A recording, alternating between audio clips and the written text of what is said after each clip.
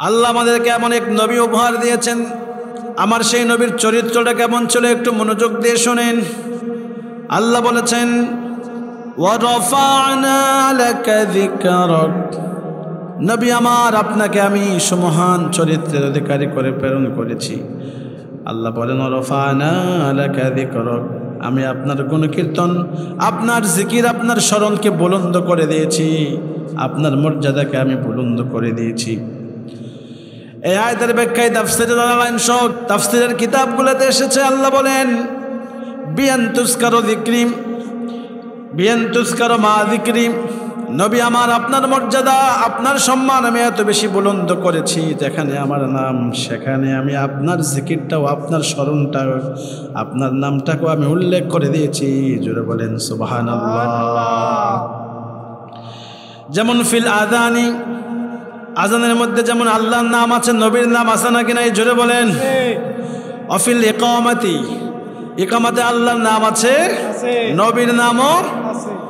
অফিল তাশাহুদি, তাশাহুদের মধ্যে আমার নাম রয়েছে, নবী আপনার নামও আমি যুক্ত করে দিয়েছি। অফিল খুতবাতি, খুতবার মধ্যে যেমন আমি আল্লাহর নাম রয়েছে, তেমনি আপনি নবীর নামও আমি যুক্ত করে দিয়েছি। জোরে বলেন সুবহানাল্লাহ। এই নবীর উম্মত হতে পেরে আমরা গর্বিত, আমরা ধন্য। এমন এক নবী আল্লাহ আমাদেরকে উপহার দিয়েছেন, যার ব্যাপারে আল্লাহ বলেন, ওয়ামা আরসালনাকা ইল্লা রাহমাতাল লিল আলামিন। A prophet Muhammad I have sent you as a mercy, as a blessing for the entire universe. নবী আমার আপনাকে আমি গোটা জাহানের জন্য, গোটা বিশ্ববাসীর জন্যে, গোটা জাহানের জন্যে রহমত করে প্রেরণ করেছি। জোরে বলেন সুবহানাল্লাহ। এই জন্য আমার নবীর ভালোবাসা, আমার নবীর মোহাব্বত, আমার নবীর প্রেম যার অন্তরে থাকবে, তার দুনিয়াও সফল, পরকালও সফল। জোরে বলেন ঠিক কিনা? এই জন্য নবীর ভালোবাসা দিয়ে অন্তরকে সুন্দর করতে হবে। আল্লাহর হাবিব আমাদেরকে এই পৃথিবীতে তিনি এসেছেন চারিত্রিক গুণে গুণান্বিত হয়ে নষ্টভ্রষ্ট মানুষগুলাকে, জাহান্নামমুখী মানুষগুলাকে, অপরাধে লিপ্ত মানুষগুলাকে, জাহান্নামমুখী মানুষগুলাকে জান্নাতি মানুষ বানানোর জন্যে আল্লাহর পক্ষ থেকে কিতাব নিয়ে এসেছেন। বলেন তো কি নিয়ে এসেছেন? কোরআন নিয়ে এসেছেন। এই কোরআন থেকেই আমরা কথা শুনবো, কেননা রাসূল বলেছেন, মান ক্বালা বিহি সাদাকা, যে ব্যক্তি কোরআন দিয়ে কথা বলে সত্য কথা বলে। কেননা কোরআনের মধ্যে কোনো মিথ্যা কথা কি বলেন আছে? আমি বললে তো হবে না। আল্লাহ কি বলছেন? একেবারে কোরআনের শুরুর দিকে আল্লাহ চ্যালেঞ্জ করলেন, ঘোষণা করে দিলেন, ডিক্লারেশন করে দিলেন। আল্লাহ বললেন, আলিফ লাম মিম, যালিকাল কিতাবু লা রাইবা ফীহি হুদাল লিল মুত্তাকিন। আলিফ লাম মিম এর তরজমা আলিফ লাম মিম, যালিকাল কিতাবু লা রাইবা ফীহি। Allah বলেন, that is the kitab whereof there is no doubt in it. This is the guidance for those who are muttaqin. আল্লাহ বলেন, এটি এমন একটি কিতাব যে কিতাবের মধ্যে কোনো ভুল নাই, কোনো সন্দেহ নেই, কোনো সংশয় নেই। জোরে বলেন সুবহানাল্লাহ। সুবহানাল্লাহ। এই কিতাবের মধ্যে আল্লাহ সুবহানাহু ওয়া তাআলা আমার নবীর চরিত্র কেমন করে পাঠিয়েছেন সেটা আমাদেরকে ডিক্লারেশন করেছেন। আমাদের সমাজে দেখা যায়, নেতা যদি মদখোর হয়, নির্বাচনের আগে স্লোগান দেয়, নেতার চরিত্র ফুলের মতো পবিত্র। জোরে বলেন ঠিক কিনা? সারাদিন করে চাল চুরি আর গম চুরি, তার বেলাও আমরা বলি নেতার চরিত্র ফুলের মতো। নামাজ পড়ে না একক, তো মসজিদে যায় না একক, তো চিল্লায় বলেন ঠিক কিনা? আর আমার নবীর চরিত্র কেমন ছিল? রাব্বুল আলামিন বলেন, ওয়া ইন্নাকা লাআলা খুলুকিন আযীম। নবী আমার আপনারা আমি সুন্দর সুমহান চরিত্রের অধিকারী করে পাঠিয়েছি। জোরে বলেন সুবহানাল্লাহ। বাইহাকির 2057 নম্বর হাদিস, আল্লাহর হাবিব বলেন ক্বালা রাসূলুল্লাহ সাল্লাল্লাহু আলাইহি ওয়াসাল্লাম বুইসতু লিউতাম্মিমা মাকারিমাল আখলাক, আমি চারিত্রিক গুণে তোমাদের চরিত্রকে সৌন্দর্য করার জন্যে, তোমাদের চরিত্রকে সৌন্দর্যমণ্ডিত করার জন্যে আমি আল্লাহর পক্ষ থেকে তোমাদের নিকট শিক্ষক হিসেবে প্রেরিত হয়েছি। জুড়ে বলেন সুবহানাল্লাহ। এই জন্য আমার নবী হলেন as a teacher, as a father, as a neighbour, as a businessman, as a president, as a prime minister, as a general, Muhammad is the superman of the world. জোরে বলেন ঠিক কিনা? আদর্শ হিসাবে আমার নবীর মতো শ্রেষ্ঠ নবী আর নাই, শ্রেষ্ঠ শিক্ষক আর নাই, শ্রেষ্ঠ ব্যবসায়ী আর নাই, শ্রেষ্ঠ প্রতিবেশী আর নাই, শ্রেষ্ঠ বাবা আর কেউ হতে পারে না, শ্রেষ্ঠ স্বামী আর কেউ হতে পারে না। জোরে বলেন ঠিক কিনা? এমন এক নবী আমরা পেয়েছি গোটা হৃদয়টাতে প্রেম ভালোবাসায় পরিপূর্ণ ছিল। জোরে বলেন সুবহানাল্লাহ। অকপটেই দুঃখের কথাগুলো নবীর সামনে গিয়ে বলা যেত। রাসূল একেবারে শান্তভাবে মানুষের দুঃখের কথাগুলো শুনতেন, মানুষের কথাগুলো রাসূল শুনতেন। সবাই নিজের কথাগুলো রাসূলের কাছে গিয়ে বলতে পারতেন। দেখা গেল এমন হয়েছে যিনি দুঃখের কথা বলতেছেন সে কান্না করেন না, কিন্তু তার দুঃখের কথা শুনে শুনে আমার নবী কান্না করে দিতেন। যদি বলেন সুবহানাল্লাহ। সে কোন বন্ধু বলো বড় বিশ্বস্ত, সে কোন বন্ধু বলো বেশি বিশ্বস্ত, কার কাছে মন খুলে বলা যায়, কার কাছে প্রাণ খুলে বলা যায়, হওয়া যায় অতি আশ্বস্ত, তার নাম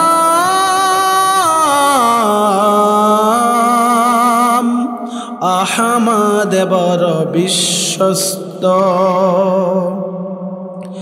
তার নাম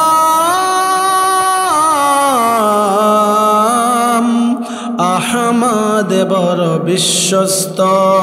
যারা বলেন মারহাবা। তাহলে আমাদেরকে আল্লাহ এমন এক নবীর উম্মত করে পাঠিয়েছেন যিনি হলেন চরিত্রের দিক দিয়ে সর্বশ্রেষ্ঠ। যারা বলেন আলহামদুলিল্লাহ। কেমন চরিত্রের অধিকারী আমার নবী ছিলেন? তখনও তিনি নবী হন নাই, নবুয়তি পান নাই, তখনও নবীর উপরে কোরআন নাজিল হয় নাই। রাসূলের বয়স তখন 35 বছর চলে। কাবা ঘরের সংস্কার কাজ হচ্ছে। হাজী সাহেবরা যারা হজ করতে গিয়েছেন, কাবার মধ্যে একটা পাথর রয়েছে, নাম হলো হাজরে আসওয়াদ। এখানে হাজী সাহেব আসেননি? হাজরে আসওয়াদ পাথর তো চিনেন। এই হাজরে আসওয়াদ পাথরটা কে প্রতিস্থাপন করবে? গর্ত ভেঙে ফেলবে, পাথরটাকে নিয়ে কে রাখবে, আবার কে এখানে এনে রাখবে? এটা নিয়ে আরবের বিভিন্ন গোত্র দ্বন্দ্বের মধ্যে চলে গেল, কনফ্লিক্ট দেখা দিল তাদের মধ্যে। একদল বলল আমরা করব, আরেক দল বলে না, ক্ষমতায় লাঠিতে সব দিক দিয়ে তোমাদের চেয়ে আমরা শ্রেষ্ঠ, সুতরাং এটা আমরাই প্রতিস্থাপন করব। অপরপক্ষ বলল না না, তোমরা করতে পারবে না, আমরা করবে। এভাবে সবার মধ্যে দ্বন্দ্ব দেখা দিল, ঝগড়া দেখা দিল, মারামারি পর্যায়ে, যুদ্ধ পর্যায়ে চলে গেল। এবার সবাই মিলে সিদ্ধান্ত নিল, শোনো, আগামীকাল সকালবেলা সর্বপ্রথম কাবা ঘরের মধ্যে যে প্রবেশ করবে, সবাই মিলে ওই যে সে যে সিদ্ধান্ত দিবে আমরা সবাই মিলে সে সিদ্ধান্ত মেনে নেব। সুবহানাল্লাহ বলেন না? সুবহানাল্লাহ। তারা কিন্তু কেউ জানতো না কে প্রবেশ করবে, কিন্তু আল্লাহর কি হুকুম। দেখা গেল পরের দিন সর্বপ্রথম মুহাম্মাদুর রাসূলুল্লাহ, যেটা বলেন সাল্লাল্লাহু, আমার নবী কাবাতে প্রথম প্রবেশ করলেন। আরবের লোকেরা এত বেশি খুশি হয়েছে, রাসূলের সিরাত গ্রন্থ আর রাহিকুল মাকতুমের মধ্যে শব্দটা এসেছে, এই গল্পটি এসেছে, ঘটনাটি এসেছে। এত বেশি খুশি হয়েছে, আরবের লোকেরা খুশি হয়ে বলল, হাদাল আমিনু রদিনা, হাদাল আমিনু রদিনা। এটা তো আমাদের আল আমিন, এটা তো আমাদের আমিন, যাকে আমরা বিশ্বাসী উপাধি দিয়েছি। আমরা সবাই খুশি হয়েছি তার আগমন দেখে। সবাই মিলে বললেন, মুহাম্মদ, একটা সমস্যার সলিউশন দেওয়া লাগবে, আমরা সমস্যার মধ্যে পড়ে গিয়েছি। রসুলকে বলা, গোটা সমস্যাটা তারা জানালো। রসুল বললেন, টেনশনের কোনো কারণ নাই, ঝগড়ার কোনো কারণ নেই, একটা বিশাল চাদর নিয়ে আসেন। চাদর নিয়ে আসা হলো। আল্লাহর হাবিব মুহাম্মাদুর রাসূলুল্লাহ কি পরিমাণ ইনসাফ কায়েম করেছেন, কি পরিমাণ বুদ্ধিমত্তা দিয়ে আল্লাহ আমার হাবিবকে প্রেরণ করেছেন।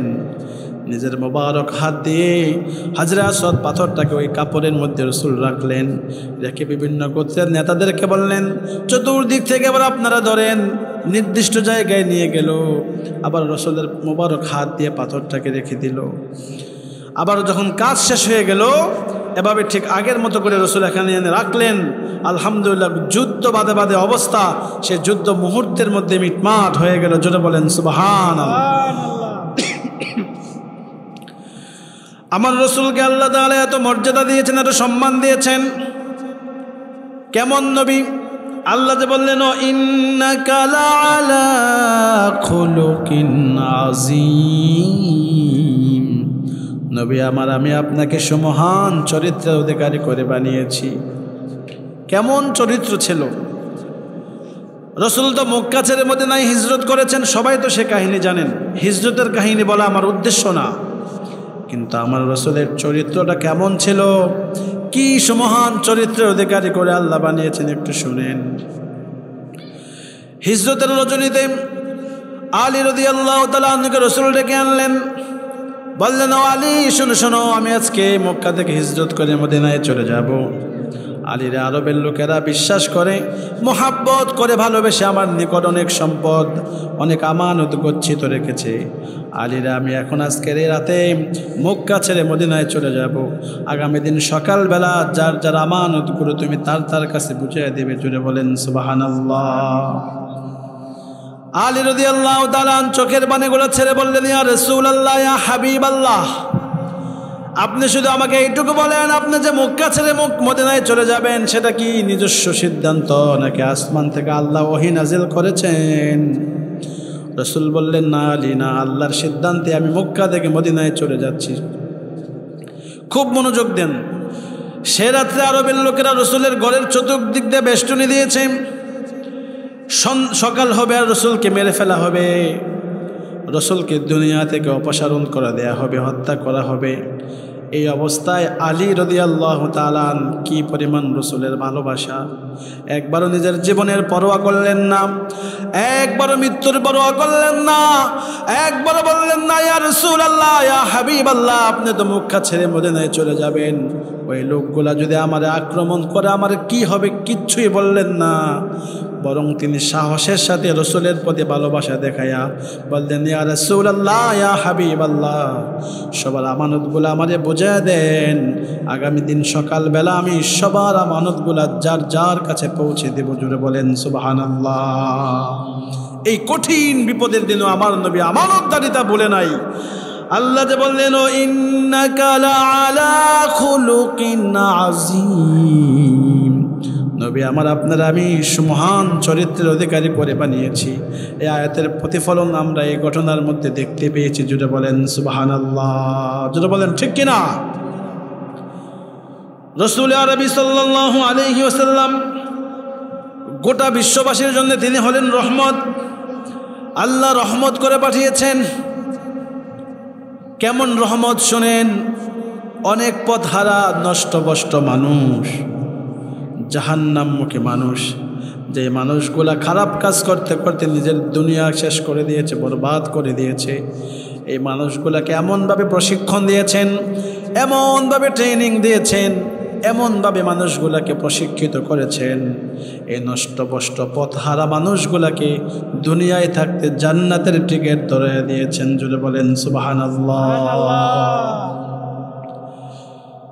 আপনারা জানেন সূরা নাস এবং ফালাক নাজিল হয়েছে, এটা একটা প্রেক্ষাপট রয়েছে। আমার নবীর দিলটা কত খোলা ছিল, কত মহাব্বত করতেন, কত সুমহান চরিত্রের অধিকারী রসুল ছিলেন। আমার নবীকে একটু চিনতে হবে, জানতে হবে কেমন নবী তিনি ছিলেন। এই নবীকে আল্লাহ তাআলা আমার জন্য আপনার জন্য রহমত করে পাঠিয়েছেন। কেন আল্লাহ বললেন রহমত? কেন বললেন? নিজের নামের ক্ষেত্রে আল্লাহ বললেন আলহামদুলিল্লাহি রাব্বিল আলামিন। নবী আমার আল্লাহ বলছেন আলহামদুলিল্লাহি রাব্বিল আলামিন, সমস্ত প্রশংসা ওই রবের যিনি বিশ্বজাহানের রব। রব্বুন শব্দ, রব্বুল আলামিন মানে গোটা জাহান সমূহের রব। এই আলামিন শব্দটা দিয়ে রসুলকেও আল্লাহ সম্বোধন করেছেন ওমা আরসালনাকা ইল্লা রাহমাতান লিল আলামিন। সালাম তোমাকে হাজার সালাম, হে আমার নবী আকরাম। রহমাতুল্লিল আলামিন সরদার আল কাউনাইন কামলেওয়ালা প্যারা নবী, নাও গো সালাম, নাও গো সালাম। ওগো কামলিওয়ালা, ওগো কামলিওয়ালা ইয়া নবী সাল্লি আলা, ওগো কামলিওয়ালা ইয়া নবী সাল্লি আলা। তোমারে মনে পড়েছে, তোমাকে মনে পড়েছে, কি যে কি যন্ত্রণাতে অসহ মন্ত্রণাতে মন আমায় তোমায় সরেছে, তোমাকে মনে পড়েছে। যেটা বলেন ঠিক কিনা? যখনই আমরা আমার নবীর নাম শুনি হৃদয়টা যেন আনসান করে, বেকুল হয়ে যায়, পেরেশান হয়ে যায়। রসুলের আশেকানরা নবীর নাম শোনা মাত্র চোখগুলার মধ্যে পানি চলে আসে। কেমন নবী আল্লাহ আমাদেরকে দিয়েছেন শুনে যান। হাসরের মাঠ যখন কায়েম হয়ে যাবে, গোটা হাসরের ভাসরবাসীরা আদম সফিউল্লাহ থেকে শুরু করে মুহাম্মাদুর রাসূলুল্লাহ সাল্লাল্লাহু আলাইহি ওয়াসাল্লাম পর্যন্ত যত নবী রাসূল এসেছেন তাদের সমস্ত উম্মতেরা সবাই মিলে পেরেশান হয়ে যাবে, অস্থির হয়ে যাবে। একটু শাফাআত করার জন্য, একটু সুপারিশ করার জন্য গোটা হাসরের মানুষগুলো দিক বিদিক ছুটাছুটি করতে থাকবে, অশান্তি আর পেরেশান হয়ে যাবে। বিশাল দূরের সূর্যটা মাথার একবারে নিকটে চলে আসবে, জিহ্বাটা লম্বা হয়ে বের হয়ে নাভিটার ঠিক নিকটে চলে আসবে। এই জমিনটা তামার জমিন হয়ে যাবে। মানুষগুলা কারো হাঁটু পর্যন্ত, কারো মাজা পর্যন্ত, কারো গলা পর্যন্ত, কেউ বা সাতটাতে থাকবে, এমন এক কঠিন অবস্থা হয়ে যাবে। এই কঠিন অবস্থার মধ্যে মানুষগুলো আদম সফিউল্লাহর কাছে যাবে, গিয়ে বলবে আদম সফিউল্লাহ, আপনি তো প্রথম নবী, প্রথম মানুষ। হাসরের এই বিভীষিকাময় কঠিন পরিস্থিতি থেকে একটু আল্লাহর কাছে সুপারিশ করেন, আল্লাহর কাছে সুপারিশ করে করে আমাদের মুক্তির ব্যবস্থা করে দেন। আদম নবী বলবে নফসি নফসি নফসি নফসি। ও হাসরবাসীরা শোনো শোনো, এই কাজের উপযুক্ত আমি নই, আমি পারবো না। হাসরের বাসীরা এবার পেরেশান হয়ে অস্থির হয়ে চলে যাবে। মুসা কালিমুল্লাহর নিকট মুসা কালিমুল্লাহ বলবে নফসি নফসি, না আমি পারবো না, আমি পারবো না। হাসরের মানুষগুলো বেকুল হয়ে পেরেশান হয়ে অস্থির হয়ে চলে যাবে। ইব্রাহিম খলিলুল্লাহর নিকট ইব্রাহিম খলিলুল্লাহ বলবে না আমি পারবো না, আমি পারবো না। মানুষগুলো বেকুল হয়ে পেরেশান হয়ে অস্থির হয়ে তারা চলে যাবে ঈসা রুহুল্লাহর কাছে। ঈসা রুহুল্লাহ বলবে আমিও ব্যর্থ, নফসি নফসি, আমিও পারবো না। সমস্ত নবীরা বলবে নফসি নফসি, সমস্ত উম্মতেরা বলবে নফসি নফসি, সমস্ত পীর সাহেবরা বলবে নফসি নফসি, সমস্ত ইমাম সাহেবরা বলবে নফসি নফসি, সমস্ত খতিব সাহেবরা বলবে নফসি নফসি। মানুষগুলো দুশ্চিন্তার পেরেশানে অস্থির হয়ে দিক বিদিক ছুটাছুটি করে অস্থির হয়ে যাবে। এমন সময় তাদেরকে সন্ধান দেয়া হবে। আজকের এই মাঠের মধ্যে শাফাআতকারী, সুপারিশকারী শুধু একজন, তিনি হলেন মুহাম্মাদুর রাসূলুল্লাহ। বলেন না সাল্লাল্লাহু আলাইহি ওয়াসাল্লাম। সবাই মিলে এবার নবীর কাছে চলে যাবে। আমার নবী, পেয়ারা নবী, রহমাতুল লিল আলামিন নবী, উম্মতের কান্ডারি নবী, দয়ার নবী, দয়ার সাগর। এমন সময় সাজদা দিয়ে পড়ে থাকবেন, কান্না করতে থাকবেন, কান্না করতে থাকবেন, আর বলবেন ইয়া রব্বি হাবেলি উম্মতি। কাঁদতে থাকবেন, অজর দ্বারায় নবী কানবেন। নবী কান্না করতে করতে বলবেন আল্লাহ, আল্লাহ গো আমার উম্মতগুলারে তুমি মাফ করে দাও। জোরে বলেন না সুবহানাল্লাহ। আজ রওজা মুবারকে আমার নবী জিন্দা নবী। এখন যদি কেউ রসুলকে সালাম দেয়, সেই সালামের জবাব রসুল দেয়।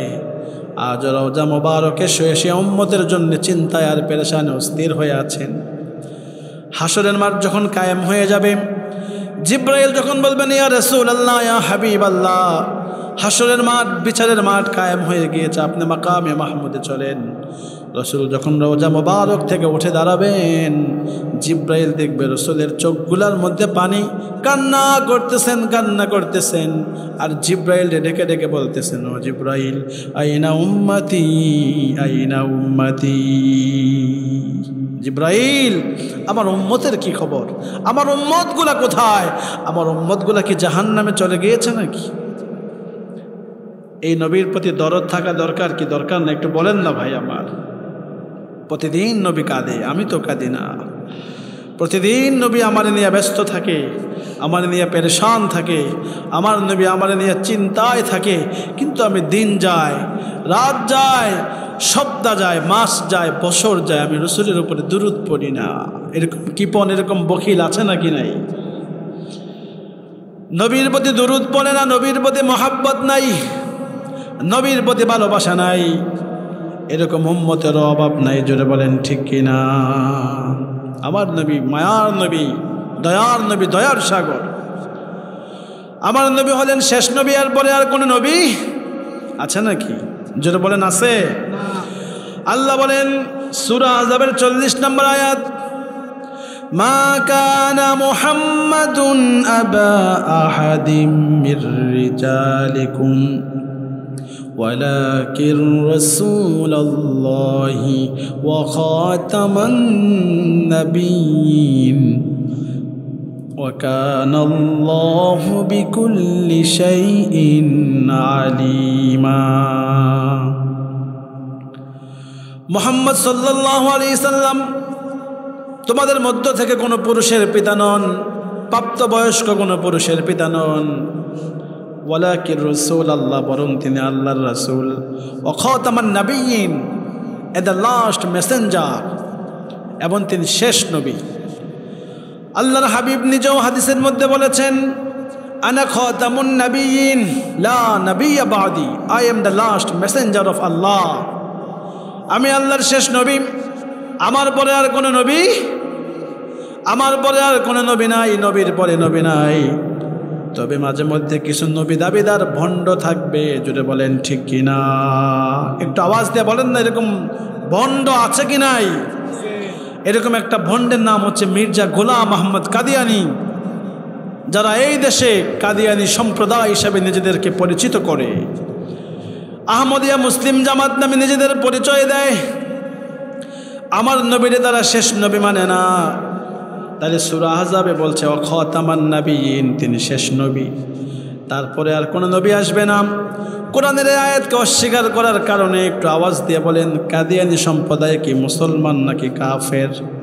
একটু জোরে বলেন না। কাদিয়ানিরা, একটু আওয়াজ দিয়ে বলেন, কাদিয়ানিরা।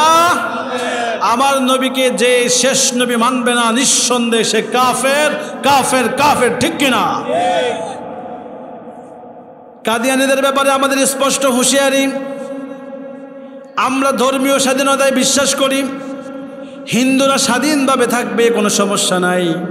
এটা রাষ্ট্র যেভাবে এনশিওর করেছে, ইসলাম তার আগে এনশিওর করেছে। জুড়ে বলেন ঠিক কিনা? বৌদ্ধরা স্বাধীনভাবে থাকবে, এটা রাষ্ট্র যেভাবে এনশিওর করেছে, আমার ইসলামও তার আগে এনশিওর করেছে। জুড়ে বলেন ঠিক কিনা? খ্রিস্টানরা এদেশে স্বাধীনভাবে থাকবে, রাষ্ট্র যেভাবে এনশিওর করেছে তার আগে ইসলাম এনশিওর করেছে। তাহলে হিন্দুদের ধর্মীয় পরিচয় হলো তারা হিন্দু, বৌদ্ধদের ধর্মীয় পরিচয় হলো তারা বৌদ্ধ, খ্রিস্টানদের ধর্মীয় পরিচয় হলো এরা বৌদ্ধ, আমরাও চাই যারা আমার নবীকে শেষ নবী মানে না, ওই কাদিয়ানী সম্প্রদায় নামের আগে মুসলিম শব্দকে ব্যবহার করতে পারবে না। যদি বলেন ঠিক কিনা? মুসলিম শব্দ ব্যবহার করতে হলে কাদিয়ানী সম্প্রদায়কে আমার নবীকে শেষ নবী মানতেই হবে। আর যদি আমার নবীকে শেষ নবী না মানে সরকারিভাবে ঘোষণা করে রাষ্ট্রীয়ভাবে কাদিয়ানীদেরকে কাফের ঘোষণা করা। যদি বলেন ঠিক কিনা? আল্লাহ বলেছেন আমার নবী হলো শেষ নবী, আর পরে আর কোনো নবী আসবে না। এই নবীর মহাব্বত, এই নবীর ভালোবাসা, এই নবীর প্রেম যদি আমার অন্তরে না থাকে তাইলে বুঝতে হবে আমি এখনো পরিপূর্ণ মুমিন হতে পারি নাই। জোরে বলেন ঠিক কিনা? আল্লাহর হাবিব বলেন লা ইউমিনু আহাদুকুম হাত্তা আকুনা হাব্বা ইলাইহি মিন ওয়ালিদিহি ওয়া ওয়ালাদিহি ওয়ান নাসি আজমাইন। তোমাদের কেউ ততক্ষণ পরিপূর্ণ মুমিন হতে পারবে না যতক্ষণ না সে তার সন্তান, তার মা বাবা, গোটা বিশ্ববাসী থেকে, গোটা সব কিছু থেকে আমি নবীরে যতক্ষণ না বেশি ভালোবাসবে সে ততক্ষণ পরিপূর্ণ মুমিন হতে পারবে না। কথাটা কার? আল্লাহর হাবিবের, মুহাম্মাদুর রাসূলুল্লাহ সাল্লাল্লাহু আলাইহি ওয়াসাল্লাম। আমার নবীকে আল্লাহ শ্রেষ্ঠ নবী করে পাঠিয়েছেন। তিনি এসেছেন সবার পরে, কিন্তু মর্যাদায় সবার। একটু মহাব্বত নিয়ে বলেন না, নবীর প্রতি কি ভালোবাসা নাই? অবশ্যই আছে। এই দেশের মুসলমান হয়তো শয়তানের ধোঁকায় পড়ে মসজিদে যায় না, নামাজ না পড়তে পারে, কিন্তু যখন কোথাও শুনে রসুলের বিরুদ্ধে কোনো প্রপাগান্ডা ছড়ানো হয়েছে, রসুলের বিরুদ্ধে কোনো ধরনের কটূক্তির উৎসাহ রটনা করা হয়েছে, এই দেশের কালেমাওয়ালা কোনো ইমানদার মুসলমান আর স্থির থাকতে পারে না। জোরে বলেন ঠিক কিনা? কবি নজরুলের সেই কবিতার সুরেই বলতে হয়, রাসূলের অপমানে যদি কাঁদে না তোর মন, মুসলিম নয় মুনাফিক তুই রাসূলের দুশমন। জোরে বলেন ঠিক কিনা? আমার নবী বলেন, হাদিসটি মুসলিমের 1195 নম্বর হাদিস। ওয়ান নবী হুরায়রা রাদিয়াল্লাহু তাআলা আন قال رسول الله صلى الله عليه وسلم ফুদ্দিলতু আলাল আমবিয়াই বিসিদ্দিন। আল্লাহ তাআলা সমস্ত নবী রাসূলদের উপরে আমারে 6টা মর্যাদা দিয়েছেন, 6টা সম্মান আমারে অতিরিক্ত দিয়েছেন, যা কোনো নবীকে দেয় নাই, কোনো রসুলকে দেয় নাই। 1 নম্বর হলো উতিতু জাওয়ামিউল কালিম।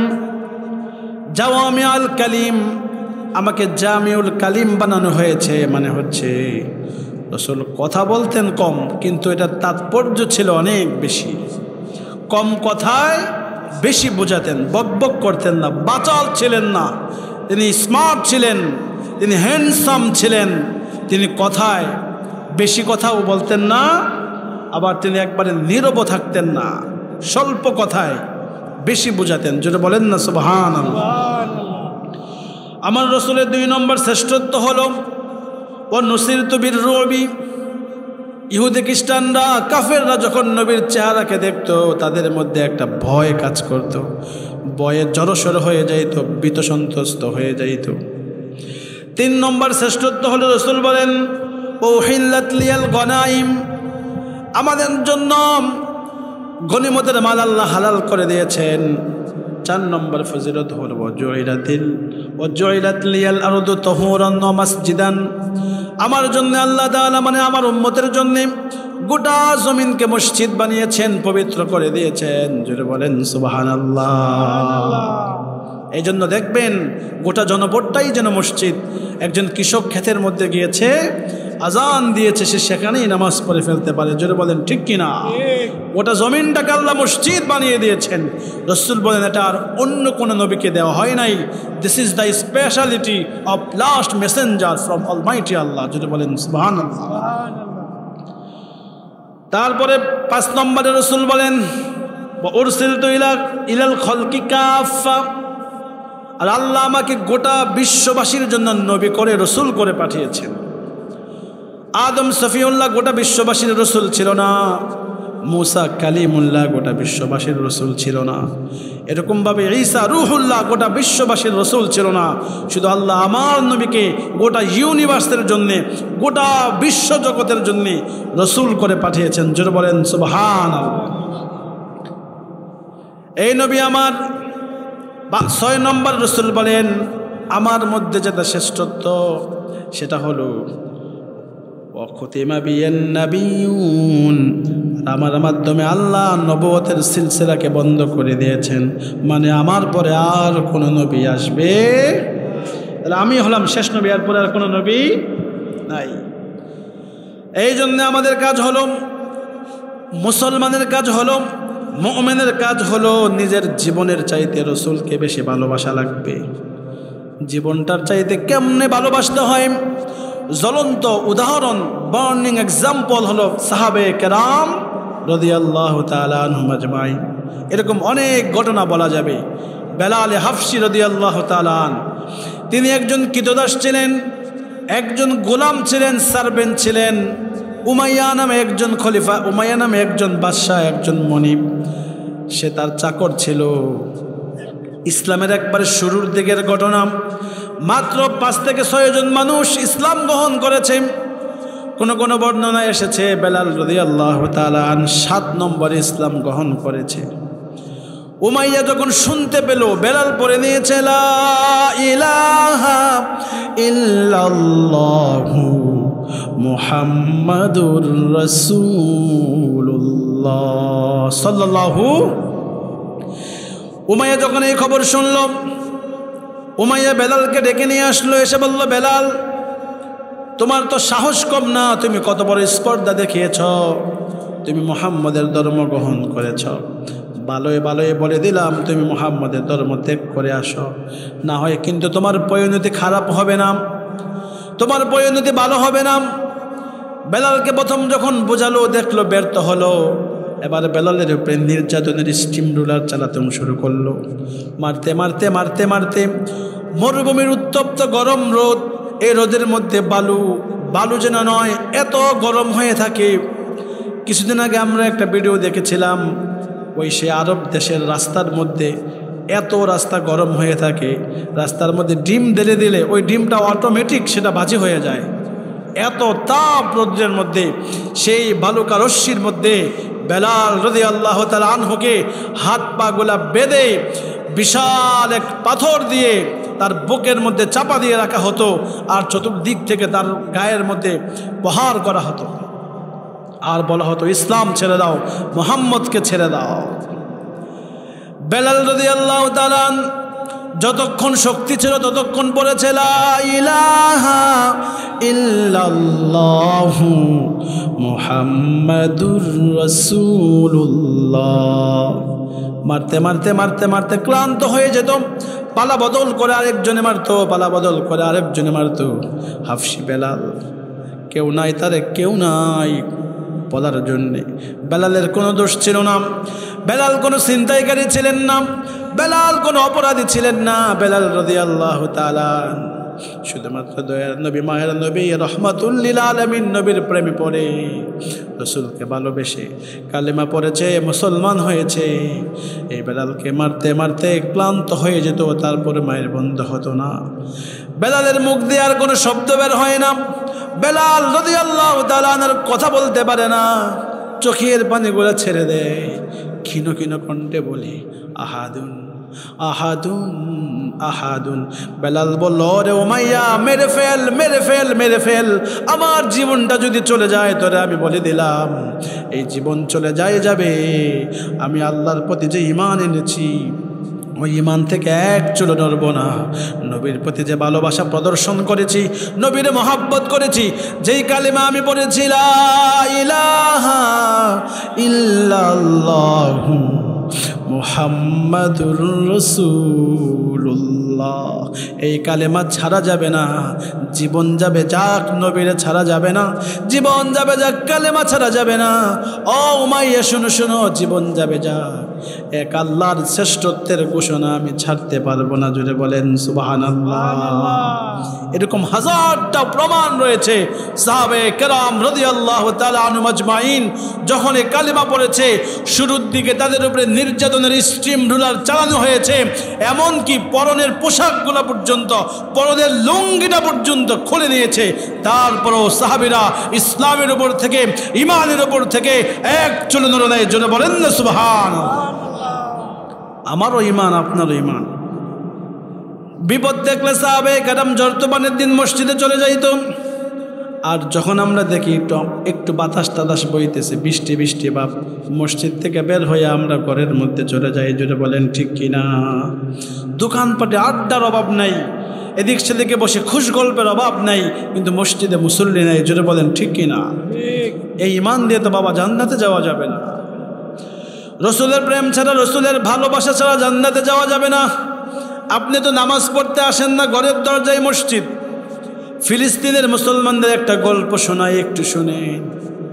আরে ফিলিস্তিন 1948 সাল থেকে 2024 সাল পর্যন্ত বোমা মেরে মেরে কত শত শত হাজার হাজার লক্ষ লক্ষ মুসলমানকে এই দুনিয়া থেকে বিতাড়িত করে দেয়া হয়েছে, শাহাদাতের পেয়ালা পান করানো হয়েছে। এইবারের এই যুদ্ধ টাইম 20 থেকে 25 হাজার নিরপরাধ মুসলমানকে হত্যা করা হয়েছে। তাদের ঘর বাড়িগুলা বোমা মেরে শেষ করে দেয়া হয়েছে। মুসলমান যুবকেরা একটু শোনো, তোমাদের পাগুলো ধরে বলে যাই, চান্দিনা মডেল মসজিদের পক্ষ থেকে তোমাদের পাগুলো ধরে বলে যাই, নামাজে তুমি আসো না, মসজিদে তুমি আসো না। ফিলিস্তিনের মুসলমানদের ইমান কাকে বলে একটু শোনো। কিছুদিন আগে একটা ভিডিওর মধ্যে দেখলাম, ওই ছেলেটাকে গুলি করা হয়েছে। গুলি করলে তো কিছুক্ষণের মধ্যে মানুষ মারা যায়। ওই যুবকটা অনেক কষ্ট করে শোয়া অবস্থা থেকে একটু উঠে দাঁড়ানোর চেষ্টা করলো। আমরা সবাই ভিডিও দেখে আশ্চর্য হয়ে গেলাম, সে উঠে দাঁড়ানোর চেষ্টা কেন করতেছে। দেখলাম যে সে আসলে দাঁড়ানোর চেষ্টা করে না, এইমাত্র তার জীবনটা চলে যাবে, কিছুক্ষণের মধ্যে তার মৃত্যু হবে। এই ছেলেটা একটু মাথাটা উঁচিয়ে একটু সোজা হয়ে বসে সে যখন একটু কোনো রকম দাঁড়াতে পারলো, আকাশের দিকে তাকাইয়া পড়লো, আশহাদু আল্লা ইলাহা ইল্লাল্লাহু ওয়া আশহাদু আন্না মুহাম্মাদান আবদুহু ওয়া রাসূলুহু। এই কথাটা বলে কষ্ট করে জীবন চলে না, জীবন সূর্যটা এখনই নিভে যাবে, এখনই প্রাণটা বের হয়ে যাবে। কষ্ট করে সেজদায় পড়ে গেল, আর ওই সেজদার মধ্যে তার মৃত্যু হয়ে যায়। সুবহান! কি ঈমান তাদের, কি দোষ ফিলিস্তিনের মুসলমানদের। জাতিসংঘ বলেন আর বিশ্ব মোড়লরা বলেন, তাম দুনিয়ার ইহুদি মুসলিম, ইহুদি খ্রিস্টানরা মুসলমানের বিরুদ্ধে একাট্টা হয়ে গিয়েছে। জোরে বলেন ঠিক কিনা? আর আমি আর আপনি এখন ঝগড়া, আমিন কি জোরে পড়বো না আসতে পড়বো? কেয়াম কি বসে হবে না দাঁড়ায়া হবে? হ্যাঁ, আমি আর আপনি হাত কি নাবিন নিচে বাঁধবো নাকি বুকের উপরে বাঁধবো? এগুলো নিয়ে আমি আর আপনি মারামারি ঝগড়া বিবাদ করতেছি।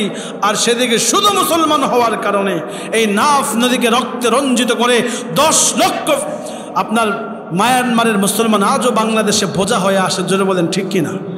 তাদের কি অপরাধ? বন্ধু আমার, একটা সময় আসবে আপনি মসজিদে ঢোকার জন্য চেষ্টা করবেন, মসজিদ বন্ধ হয়ে যাবে। করোনার সময় কি মসজিদ বন্ধ হয় নাই? এটা জোরে বলেন না, বন্ধ হয়েছে কিনা? আপনি চাইলেও আর মসজিদে যেতে পারবেন না, চাইলেও আপনি হেঁটে আর মসজিদে আসতে পারবেন না। আপনাদের সকলের নিকট আমি জানি না আবার দেখা হয় কি হয় না, হোক চাই না হোক, যদি এটাই শেষ দেখা হয় তো অনুরোধটুকু দিয়ে যাই, মসজিদ থেকে দূরে যাবেন না, মসজিদের দিকে আসবেন, নামাজ পড়বেন, ইমাম সাহেবের সাথে সুসম্পর্ক রাখবেন, বন্ধুত্ব করবেন, ইমাম সাহেবকে ভালোবাসবেন, আলেমদেরকে মহাব্বত করবেন। ইনশাআল্লাহ আপনার দুনিয়াও সুন্দর হয়ে যাবে, আখিরাতও। খুব মনোযোগ দিয়ে শুনেন, এই যে ফিলিস্তিনের মুসলমানদের মারতেছে, আমাদের কি কিছু করার আছে নাকি? এটা জোরে বলেন। আচ্ছা, যারা মাথা নাড়িয়া বললেন কিছু করার নাই, বুঝে শুনেই কি বলছেন? আমি হয়তো এখন ফিলিস্তিন গিয়ে যুদ্ধ করতে পারবো না, আমি হয়তো ফিলিস্তিন যেতে পারবো না, কিন্তু মুসলমানের বিশ্বাস, আমি কথা বলি ফিস ফিস করে জমিনে, এই কথাটা মুহূর্তের মধ্যে চলে যায় আর সে আজিমে। যেটা বলেন ঠিক কিনা? আমি যখন সেজদা দিয়া সুবহান রাব্বিয়াল আলা, মানুষের অবস্থান তখন থাকে একেবারে নিম্নে, একেবারে নিচুতে। ওই নিচু অবস্থায় আমি বলি রব্বিয়াল আলা, আমার রব তুমি সব কিছুর চাইতে বড়, তুমি শ্রেষ্ঠ, তুমি আজিম, তুমি মহান। যেটা বলেন ঠিক কিনা? আমি যদি আল্লাহরে বলি, আল্লাহ আমার ফিলিস্তিনের মুসলমানগুলারে তুমি মুক্তির ব্যবস্থা করে দাও, ইসরায়েল নামক ওই রাষ্ট্রটাকে পৃথিবীর মানচিত্র থেকে একবারে মুছে দাও। জোরে বলে না আমিন। এজন্য একটু সচেতন হওয়া লাগবে। এই ফিলিস্তিনের অনেক পণ্য আছে, এই পণ্যগুলো বিক্রি করে করে, এই টাকাগুলো জমা করে করে অস্ত্র কিনে, মুসলমানের অস্ত্র, মুসলমানের টাকায় কিনা অস্ত্র মুসলমানের বুক জাজরা করার জন্য ব্যবহার করা হয়। এই জন্য এখন থেকে যাই কিনেন না কেন, টুথপেস্ট বলেন, স্নো বলেন, ক্রিম বলেন, পাউডার বলেন, যা বলেন না কেন, আগে সচেতন হবেন। যদি না বোঝেন ইমাম সাহেবকে জিজ্ঞেস করবেন, হুজুর আমি যে এই পাউডার কিনবো, আমি যে এই স্নুটা কিনবো, আমি যে এই তেলটা কিনবো, এটা ইসরায়েলি পণ্য কিনা? আজকে আমার আপনার জিহাদ হবে, ওই ইসরায়েলের বিরুদ্ধে আমার আপনার জিহাদ হচ্ছে।